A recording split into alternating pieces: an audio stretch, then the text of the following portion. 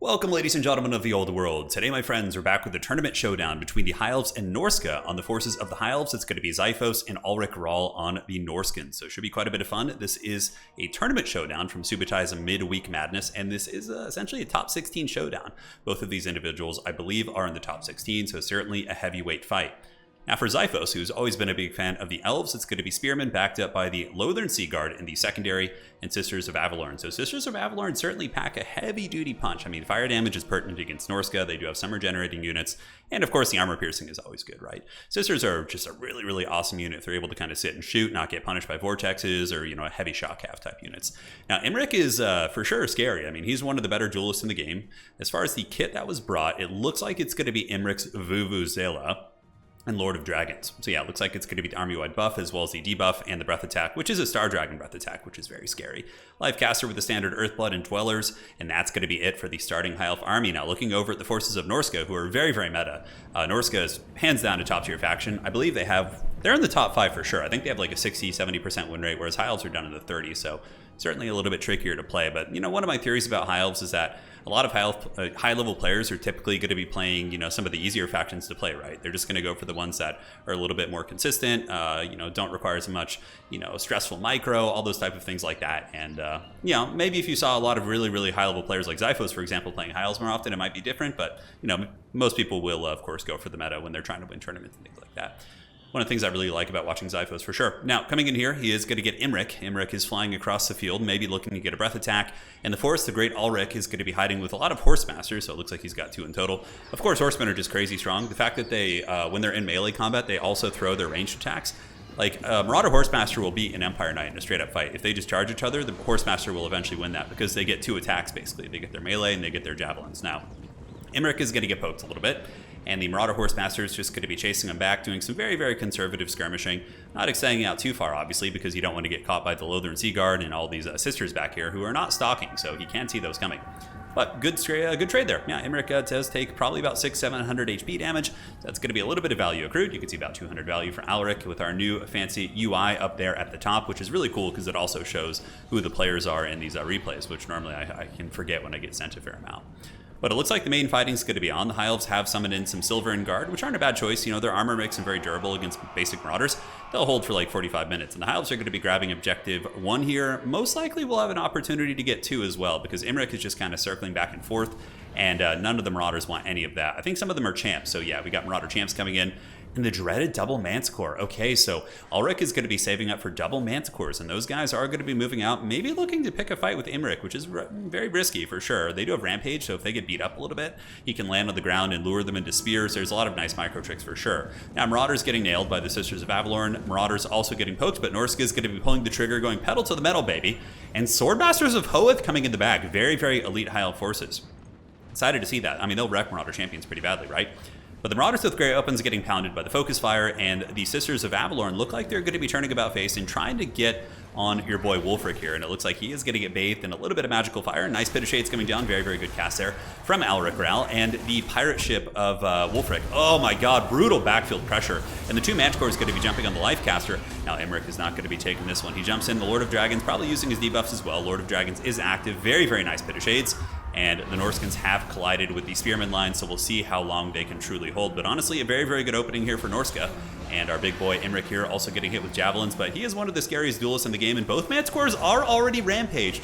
Swordmasters coming in, Reaver's also going to be intercepting these Marauders, allowing these sisters to kind of maneuver back, and the Vuvuzela of Doom has gone down. So the entire High Elf army is going to be getting a melee attack buff. Silver and Guard defeat the Marauders with great weapons, and man, IMRIK is going Super Saiyan here. He is putting a lot of hurt on these Norscan characters. And remember, the High Elves have access to healing. IMRIK can get a big overcasted regrowth, and he's certainly going to be able to recover from these wounds, whereas these Norscan characters won't, right? So a little bit of a trade-off there. Now, Pharaoh Manticore getting Gatling gunned here by these sisters, and the Manticore, though, is not a good target. It's attacking a Mage of Life, which is certainly quite valuable. But High Elves do have some of the better kind of light cavalry in the game, as Reavers do have very, very good stats, and they're going to be moving up. Looks like maybe going after your boy here. Yes, going to be piling in, trying to trap the Manticores in place. The rest of the High Elf army seems to be doing pretty well. We do get the Marauders battling against Swordmasters, and Swordmasters are just such beasts. I mean, they're just a very powerful unit. Their stat line is insane. I mean, 48 and 48, 36 bonus versus infantry. I mean, what's not to love, right? So they'll be moving into Marauder Champions now. Very, very cost-effective for Xiphos here. IMRIK getting his horseman in position, trying to go after, most likely, IMRIK. I mean, if IMRIK falls and Wulfric is still alive, that's going to be very, very tough for the High Elves to recover from. But value trading is favoring Norsca a little bit, but it's not taking into account the healing as well. Sisters of Avalorn going to be getting hit with the Pit of Shades. A little bit of a late reaction on the dodge there. Of course, Pit of Shades does have a longer wind-up time now. It doesn't do as much damage. You can see it doesn't like straight up delete the Sisters of Avalorn. It's actually not even that bad for them. They take it relatively well. But man, IMRIK is really going to have to put this game on his back. Spearmen holding the front, Silver and Guard proving that their stats are quite good, and the Elves probably going to be edging out a little bit of value here in the front line against Marauder Champions, as Swordmasters will take very little damage against them with their 90 armor, and their bonus for his infantry and various stats will really, really help them cut through these. It looks like it's going to be more Reavers in reserve, as IMRIK in the backfield is going to be battling the Feral Manticore and the Mage of Life with a big Earthblood going down. And yeah, that Manticore is getting its bread buttered. Reavers moving in to intercept the Marauder Horsemen. Sisters of Avalorn have been shooting more or less the entire time. IMRIK with a nice play is going to be summoning in some Marauders, or Marauder Chariots, I should say, and trying to get them into the backfield to shut down these archers. But High Elves do have good mass here via the Reavers, but still behind by about 1,000 value, right? But regrowth is on the table, so that really could change the dynamic of things. So as far as the objectives right now, Norsca looks like they have a triple cap. The High Elves are really, really on the back foot. Up on the high ground, we do have some Marauders kind of chilling at the point. High Elves are pretty much having to throw everything they can at this fight to try and get the W here, as the Lothern Sea Guard trading into the Marauder Horsemasters here. But I feel like IMRIK might be able to bunker bust his position. Really nice Pit of Shades play. Man, IMRIK has been such a beast with these Pit of Shades this game. Like, his casting positions have just been so good. That's going to be hitting 2 or 3 units right there. And it definitely can be tough to spot those. But now we're starting to see the High Elves push back, as their 2 Sisters of Avalorn and the Vuvuzela goes down to the deep. Swordmasters of Hoeth cutting up these Marauder Champions. And the Mage here might actually die. Yeah, that Premier Balefiend is very, very low. 484 HP. They do have a little bit of missile resist, but IMRIK is for sure raid bossing it. And I kind of think people see how good Malekith is on his dragon, how impactful a dragon character with healing can be, and I'm so happy to see this, because pretty much for all of Warhammer 2, dragon characters were pretty haggard. Or not all of Warhammer 2, but for a lot of it, and Domination has really kind of opened up the meta for other options, right? In land battles, a certain set of things works, and you know, it's kind of really heavily defined. But I suppose Malekith may have made a comeback due to the new scaled healing, and you know, IMRIK for the same reasons. But here we have IMRIK retreating away, being hunted down by Wulfric. Wulfric able to get some nice shots. Obviously, IMRIK could take that fight there, but there's a lot of Horsemasters nearby, and I think he wants to fight it on his terms. Now, the Elves going to be grabbing the side objective, so they do own 1. Lothern Sea Guard online. Sisters getting some beautiful crossfire shots into the Horsemen, so the Horsemen really taking a considerable amount of damage up there. Now, the Elves aren't playing the high ground. They're just trying to win the trades, and Xiphos has overtaken the value lead. Or no, that's his gold value. Okay, I got to get used to the new thing. Yeah, 6.7 to 7.9. He has closed it, but IMRIK is just keeping pedal to the metal, man. Really pressuring this army. Sisters and Lothern Sea Guard trying to pick off the Norscan pressure, but there are just so many hounds and different units coming in. Big breath attack on the Skin Wolves. And, you know, if IMRIK can just totally steel chair Wulfric, I mean, that could potentially get the game. I mean, I don't know what can deal with the Star Dragon after that. I mean, Wulfric is obviously a good duelist, but IMRIK is just 74 melee attack, 580 weapon strength. He just hits so hard. And Wulfric just has terrible armor piercing, right? So he's not going to be able to get through the armor super efficiently. More Reavers coming in, more Horsemasters also pushing up. We do see some Silver and Guard, which are incredibly tough to remove, moving up to the middle objective. And I have to say, it's so cool seeing these elite units actually work, like IMRIK and the Swordmasters, like Pit of Shades not just one-shotting them. It feels really nice, I gotta say. Reavers continuing to harry and harass. Norsca does have a lot here, a fair amount of Horsemasters. I don't know where the High Elf Mage is. The Mage might have gotten punished, and if so, that means there's not going to be any regrowth on the table. Now IMRIK going to be going for this round, but the Silver and Guard are backing him up. Hunter of Champions, really good play.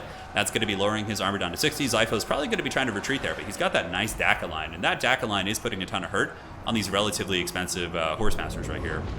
That is for sure the case. Unsummons coming down, a little bit of housekeeping from Norsca, going to be getting rid of their tattered units. Silver and Guard should trade very well into most of these Norscan units. I mean, there's Marauder Champion here, but nothing that really is super good against Silverans. And I do see most of the damage value from Norsca probably is into IMRIK. Oh, big Star Dragon breath attack right on the head of Wulfric right there. Man, oh man, he got punished super hard.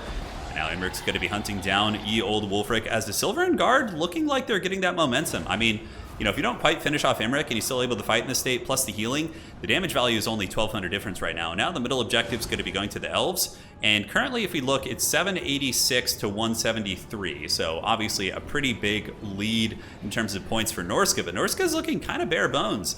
And it's something I hesitate to say, but the Elvish durability, the High Elves being a durable faction, yeah, they're holding their own. I mean, the armored troops, the high leadership, looks like there's going to be some Marauders coming down from the high ground, but Silver and Guard will, you know, let's bounce off Silver and Guard. Not going to do a whole lot.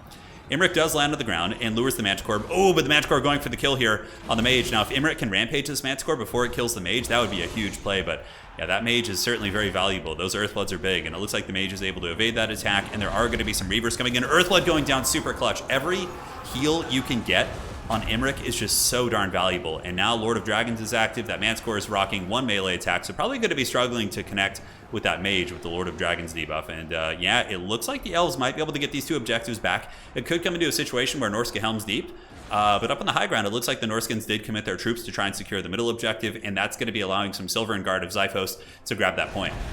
Now, big fight here. IMRIK moving in, going after the Chaos Feral Manticore. Beautiful stuff, and the Manticore here is going to be taking quite a beating. -24, showing why he is Lord of Dragons. IMRIK currently sitting at only 2,500 value. I feel like he's done a lot more than that this game, but again, there's still much time to accrue that value. Lothern Sea Guard showing why they're a cool spear unit, holding off these Marauder Horsemen, but again, the double attack from the Marauder Horsemen is really brutal. Normally that would be a pretty easy hold, but a good flank coming in from the Beast of Tashnar. They are going to be jumping into the back of those Lothern Sea Guard, and here on the side, Reavers will be moving across to go after the various Marauder units. So, Norsca looks like they're probably going to be losing the middle objective. I think the Silver and Guard numbers are just doing a work here, and another Silver and Guard coming in. Swordmasters of Hoeth, looking at the value they've accrued this game, yeah, 1,300, very, very solid, and they're still fighting to the bitter end here, even getting a little bit of damage.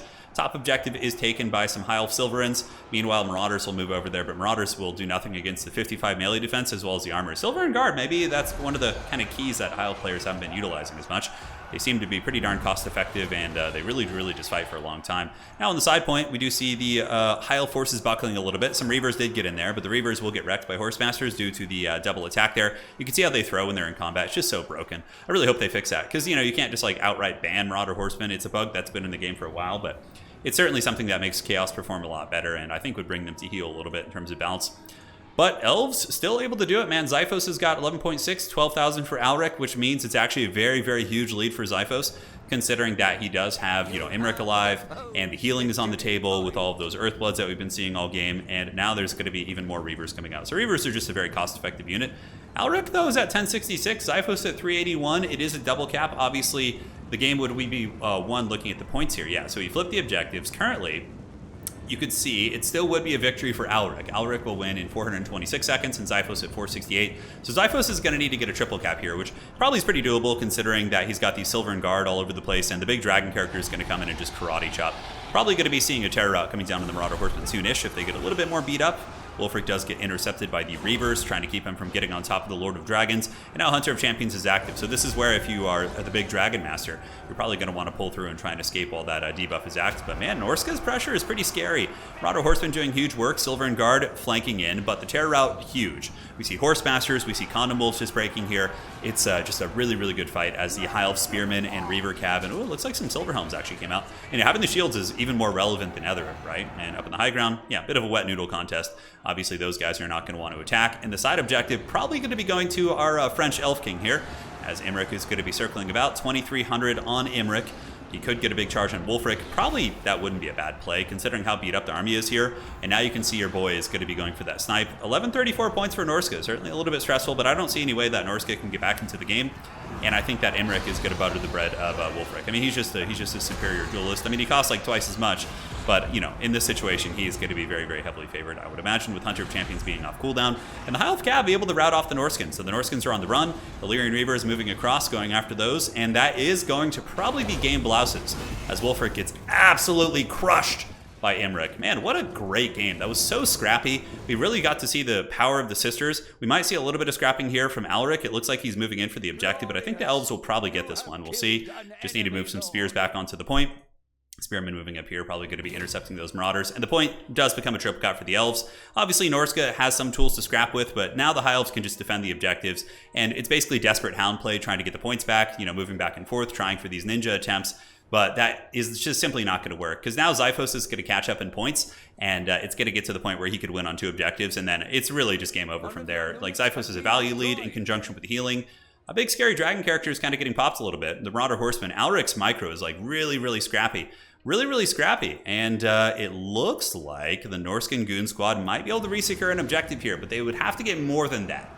Right, they would have to get more. Spear's going to continue fighting, Hound's moving in, and it looks like there's going to be some sort of witchcraft. Probably a Dweller's Blow. I don't know, where's that mage coming from? that is a Dwellers, and that will certainly do some decent damage to those Norskins. Really is going to be breaking their leadership, slowing down their speed. Silverhelms do get a charge into those doggos, and the Elves are going to be holding that. But even if they did get it, Xiphos wins in, a little over a minute here, a minute and 20 seconds, and IMRIK would take much longer, right? He's got his Manticore moving in. Elves coming down from the high ground. We got Silver and Guard, we got Archers, we got Cav, just getting even more of a value lead, but just showing how scrappy of a player IMRIK is. He's just always been a very, very strong player. Both of these guys have. Xiphos was, one of the few OGs of Total War multiplayer. He was like top 15 of the world in Warhammer 1 multiplayer, ECL champion in Warhammer 2, and in Warhammer 3, and Tavern Season 1. He's going to be competing soon in the grand finals for Season 1, and obviously he's contending for Season 2 as well. So, yeah, just very, very impressive play. I mean, few players can say they've had that longevity, right? But Norsca's for sure down and out. That's going to be it. Good scrap at the end. Nice attempt by IMRIK to get it back. But hey, for all of you High Elf players out there, obviously there's a lot of people who put up High Elf free plays, and it's, they'll be like, oh, look, this works with the High Elves. But, it'll often be like, lower level players, mid-level players playing a mismatch, something like that. But this is not a mismatch. This is 2 top 16 players in the entire world battling in a later round of a tournament. This is real stuff. So you can see that the High Elves, in the hands of the right players who are willing to put in the time to learn them and to play that harder to play faction, they can do it, man. 2100, 1800 on the Lothern Sea Guard. Both sisters did pretty good despite getting Pit of Shaded. 3800 on IMRIK. Swordmasters got 13 as well. Just great performances from most of the Elven units. And Wulfric didn't do bad also. I mean, IMRIK scrapped really well. It's a close game, but you can see how broken the Marauder Horsemen are. They're just so stupid, man. They need to get nerfed bad, but yeah, GG, well played. Hopefully you guys enjoyed that one. We'll see you on the other side, and that is going to be it for today. And there you have it. High Elves can do it.